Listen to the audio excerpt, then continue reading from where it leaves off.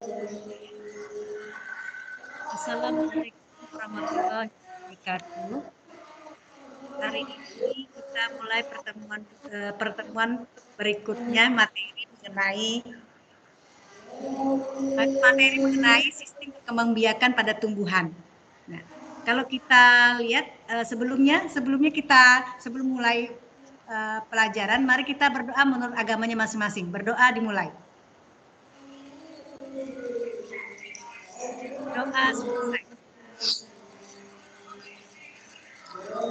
Materi ini sebelumnya kita sudah membahas materi mengenai sistem perkembangbiakan pada hewan. Nah, untuk kali ini kita membahas mengenai cara perkembangbiakan pada tumbuhan. Perkembangbiakan pada tumbuhan dibagi menjadi dua, yaitu perkembangbiakan secara generatif dan perkembangbiakan secara vegetatif. Nah, pada kali ini kita membahas mengenai cara perkembangbiakan pada tumbuhan secara vegetatif. Nah, perhatikan slide PPT yang Ibu bagikan.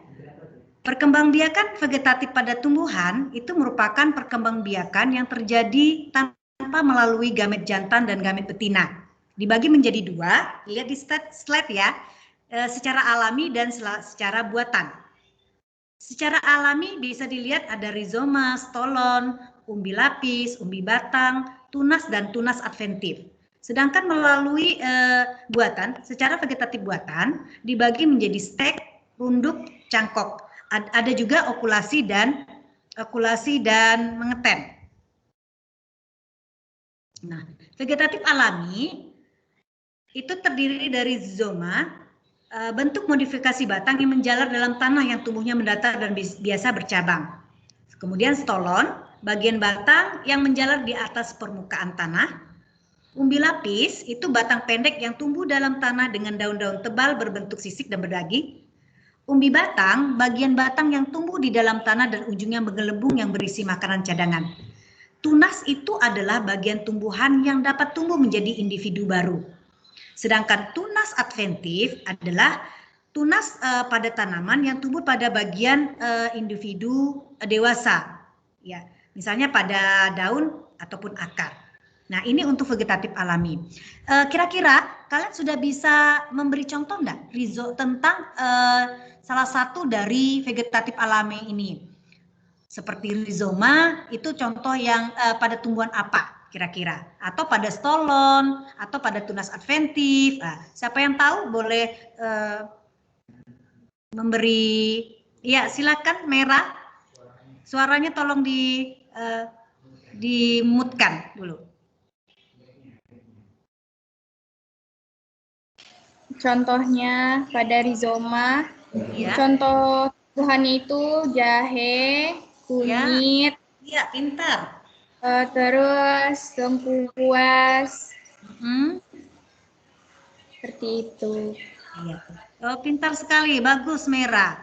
100 buat Merah ya. Jadi teman-teman yang lain atau anak-anak yang teman-temannya Merah atau anak-anak yang lain bisa mungkin memberi contoh ataupun memberi masukan contoh dari stolon atau vegetatif alami yang lain. Bisa dilihat di lingkungan sekitarnya. Kita lanjut dengan vegetatif buatan. Vegetatif buatan itu terdiri dari stek, runduk, kemudian cangkok. Jadi stek itu perkembangbiakan tanaman dengan cara memotong bagian tanaman untuk ditanam, jadi menjadi individu baru. Nah, kemudian untuk runduk itu membengkoknya atau terbenamnya bagian batang atau cabang suatu tumbuhan ke dalam tanah. Dan cangkok itu dengan cara membuat perakaran baru di atas permukaan tanah pada batang tanaman. Nah, kalau kita lihat dari beberapa tanaman yang ada di lingkungan sekitar kita, itu ada beberapa yang melakukan vegetatif buatan, seperti stek, kemudian cangkok. Nah, paling sering yang digunakan adalah cangkok untuk tanaman-tanaman keras ya, seperti mangga, rambutan, itu banyak menggunakan cara vegetatif buatan seperti mencangkok. Nah, materi ini bisa kalian baca juga di buku paket ya. Jadi tugas individu atau kelompok yang harus kalian kerjakan, ini tugas proyek ya anak-anak. Jadi kalian harus melakukan pengamatan di lingkungan rumah masing-masing. yaitu cara perkembangbiakan vegetatif pada tumbuhan boleh memilih, baik itu alami maupun boleh secara buatan. Jadi cara langkah-langkah kerjanya itu dapat dilihat di LKPD yang yang Ibu share di grup WhatsApp itu, kalian bisa membacanya, dan kalau misal pun ada pertanyaan tentang tugas yang diberikan, silakan kita diskusikan nanti di grup.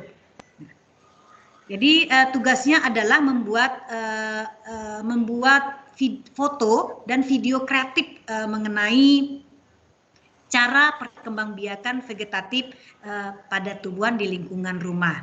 Sampai sini ada pertanyaan dengan tugas proyeknya? Saya tunggu waktunya 1 minggu ya anak-anak. Ada pertanyaan? Ya. Kalau tidak ada pertanyaan, cukup sekian perjumpaan kita kali ini.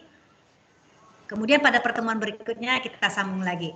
Sampai di sini, wabillahi taufik walhidayah. Assalamualaikum warahmatullahi wabarakatuh. Waalaikumsalam warahmatullahi wabarakatuh.